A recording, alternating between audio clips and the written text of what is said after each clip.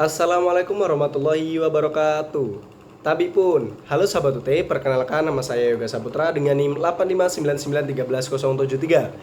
Saya adalah seorang mahasiswa dari Universitas Terbuka UPBJJ Bandar Lampung Salut HMPTI Kabupaten Tulang Bawang. Teman-teman sekalian, pada kesempatan kali ini saya akan melakukan tugas 3, yaitu dari mata kuliah Inovasi Pembelajaran. Kita akan mempresentasikan tentang Automated Online Processing. Teman-teman sekalian, tahukah teman-teman apa itu Automated Online Processing? Nah, kita akan membahas ini bersama-sama. Jadi teman-teman, Automate Online Processing adalah sistem pengawasan ujian daring berbasis AI yang menggunakan computer vision, mechanic learning, dan analisis biometrik untuk memantau peserta ujian secara otomatis. Bagaimana sih cara kerja dari Automate Online Processing atau AOP ini? Yang pertama, kita verifikasikan dulu, verifikasi data identitas sebelum ujian. Yang kedua, pantau real time melalui webcam dan mikrofon. Yang ketiga, analisis perilaku via algoritma mechanic learning. Yang keempat, flagging perilaku mencurigakan. Dan yang terakhir, laporan dikirim ke dosen penguji. Jadi teman-teman, dari 100%, 74% mahasiswa itu melaporkan kecurangan-kecurangan pada saat ujian online itu sangatlah mudah.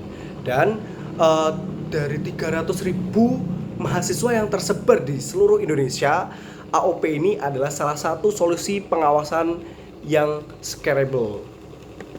Teman-teman, ada 5 analisis karakteristik inovasi Rogers 2003. Yang pertama, relative advantage, yaitu efisien biaya, skalabilitas masif, konsistensi pengawasan 2/7 jam. Terus yang kedua, compatibility, yaitu sesuai ekosistem PJJ, namun ada isu privasi dan kesenjangan digital. Dan yang ketiga, yaitu kerumitan teknis dan prosedural, yaitu perlunya pelatihan intensif. Dan yang keempat, reliability, yaitu uji coba bertahap, mock exam dan demo dosen tersedia. Yang kelima, yaitu observability, terlihat di tingkat institusi, kurang terlihat antar mahasiswa. Jadi teman-teman, saat kita akan melaksanakan AOP, kita tuh memerlukan sebuah strategi. Yang pertama itu ada strategi knowledge budget.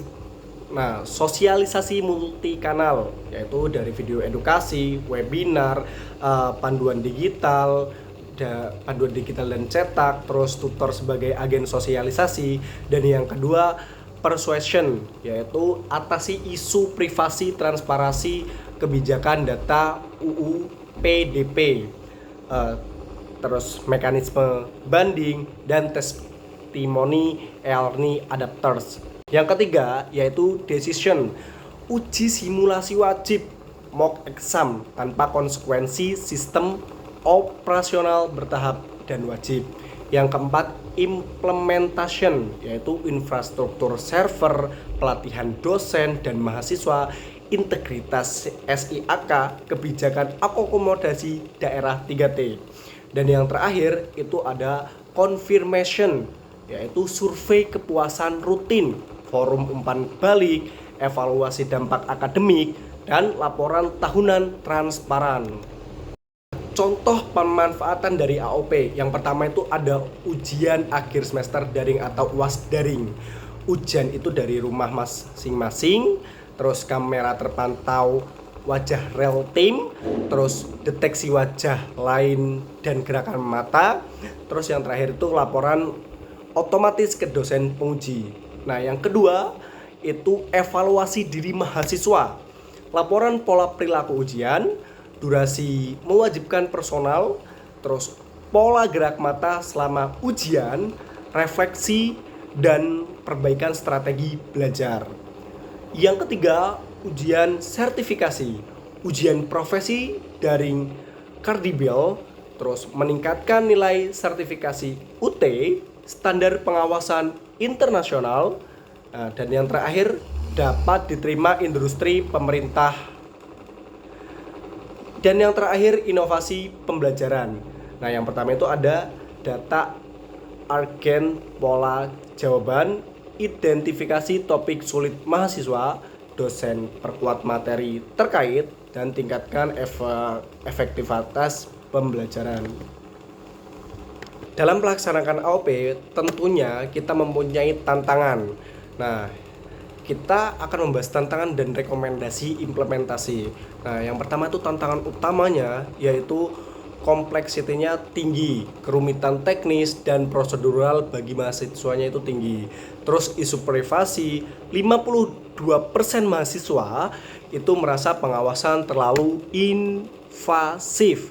Terus yang ketiga, kesenjangan digital. Akses perangkat di daerah 3T itu terbatas, teman-teman. Dan yang keempat itu tantangan utama kita, yang keempat, potensi bias algoritma dalam deteksi kecurangan. Terus yang terakhir ada tekanan psikologis akibat pengawasan intensif.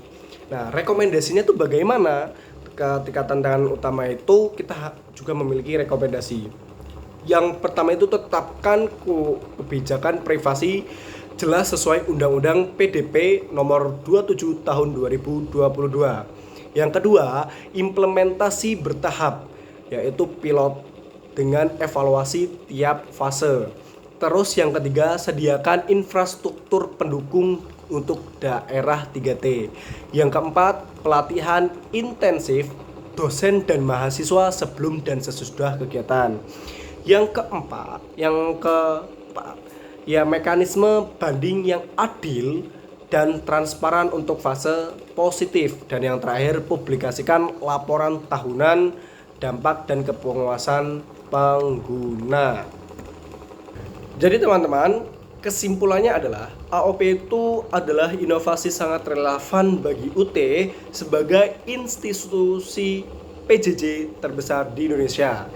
Nah, relatif advance itu sangat tinggi, dari efisiensi, skalabilitasnya 300.000 mahasiswa lebih, konsistensi pengawasan.